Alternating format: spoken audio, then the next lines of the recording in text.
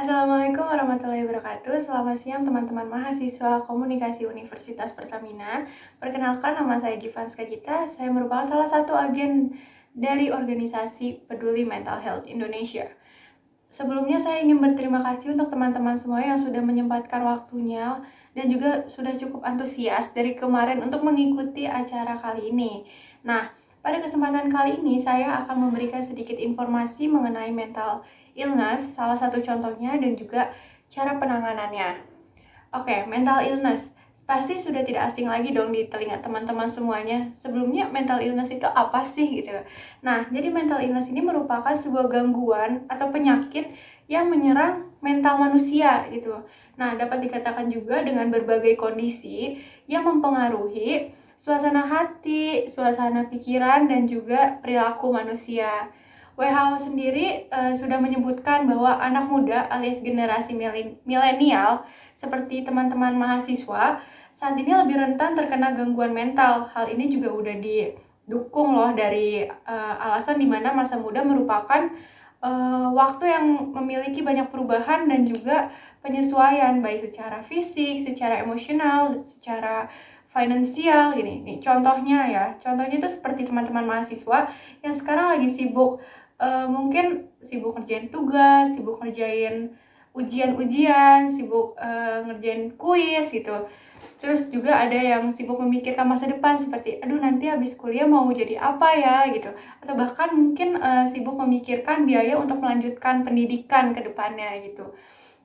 Nah, mental illness ini banyak banget loh teman-teman, macam-macamnya. Ada depresi, anxiety disorder, eating disorder, mood disorder, dan sebenarnya masih banyak lagi. Tapi pada kesempatan yang singkat hari ini, saya hanya akan membahas salah satunya aja, yaitu depresi, dimana pasti teman-teman semua udah tahu dong depresi ini apa, dan pasti tidak jarang nih dari teman-teman semua kayak pernah self-diagnose kayak, aduh kayaknya gue kena depresi deh gitu. Nah, jadi sebenarnya depresi itu apa sih teman-teman? Nah, jadi depresi merupakan gangguan suasana hati atau mood yang ditandai dengan perasaan sedih yang mendalam dan juga rasa tidak peduli. Nah, berbeda dengan kesedihan biasanya yang hanya berlangsung sekitar sehari, 2 hari, atau paling lama seminggu gitu. Kalau misalnya perasaan sedih pada orang depresi, biasanya berlangsungnya berminggu-minggu, bahkan berbulan-bulan gitu. Nah, perasaan sedih yang mendalam ini merupakan salah satu ciri-ciri orang yang terkena depresi. Ciri selanjutnya yaitu biasanya orang yang terkena depresi lebih merasa putus asa dan merasa dirinya tuh tidak berguna bagi siapapun, sampai pada akhirnya ia akan kehilangan minat pada hal-hal yang tadinya dia sukai. Misalnya tadinya dia sering bergaul ke teman-temannya gitu, membuka pertemanan baru, tapi karena dia lagi depresi, dia terkena depresi, dia jadi menutup dirinya gitu. Nah, sebenarnya gimana sih cara nanganin depresi gitu? Cara menangani depresi, pertama teman-teman bisa menjaga pola makan. Makanan dikatakan dapat mengurangi depresi. Makanan yang mengandung selenium, magnesium tinggi seperti kacang-kacangan, gandum, ikan tuna, coklat, kerang itu dikatakan dapat bagus untuk menyembuhkan depresi loh gitu. Nah, terus selanjutnya ada menjaga pola tidur. Teman-teman juga bisa menjaga pola tidur dengan baik kalau teman-teman begadang nih.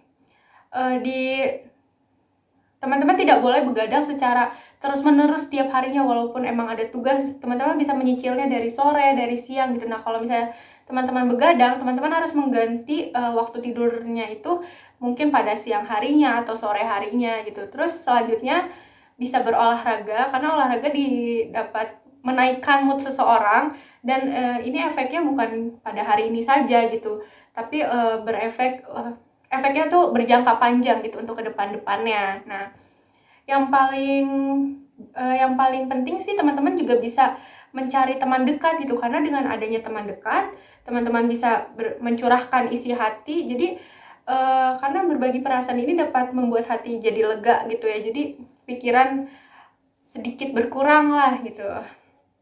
Nah, saya ingin mengingatkan, jadi walaupun di luar sana tuh banyak banget artikel, blog, ataupun jurnal yang membahas tentang mental illness, tapi teman-teman tidak boleh melakukan yang namanya self-diagnose atau mengecap diri sendiri gitu, karena hanya orang-orang tertentu seperti psikolog dan psikiater yang dapat mendiagnosa mental illness ini gitu. Karena nggak semua orang nih ketika memiliki ciri-ciri yang sebelumnya sudah saya sebutkan itu termasuk orang yang mengalami depresi gitu. semua itu harus ada penglihatan khusus nih dari psikolog atau psikiater gitu. Kalau misalnya teman-teman nanya kapan sih seseorang harus pergi ke psikolog atau pergi ke psikiater gitu. Nah, jawabannya itu ketika sudah merasa tidak nyaman dan ada yang nggak benar nih dalam dirinya gitu. Itu tuh kira-kira ada merasa tidak nyaman atau merasa ada yang tidak benar dalam dirinya selama dalam jangka waktu tuh 2 minggu atau hingga lebih dari sebulan gitu. Teman-teman bisa langsung pergi ke psikolog atau psikiater terdekat.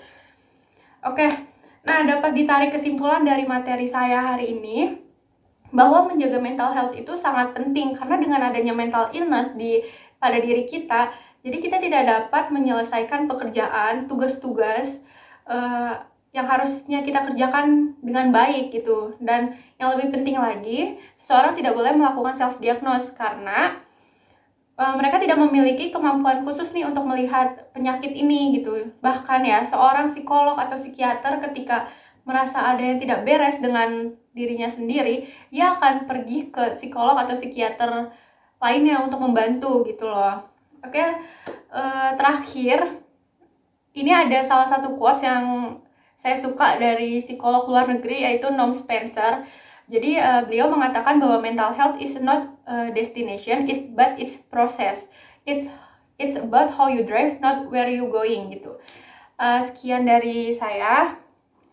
Terima kasih atas perhatiannya. Semoga informasi yang saya sampaikan dapat bermanfaat bagi kehidupan teman-teman. Wassalamualaikum warahmatullahi wabarakatuh.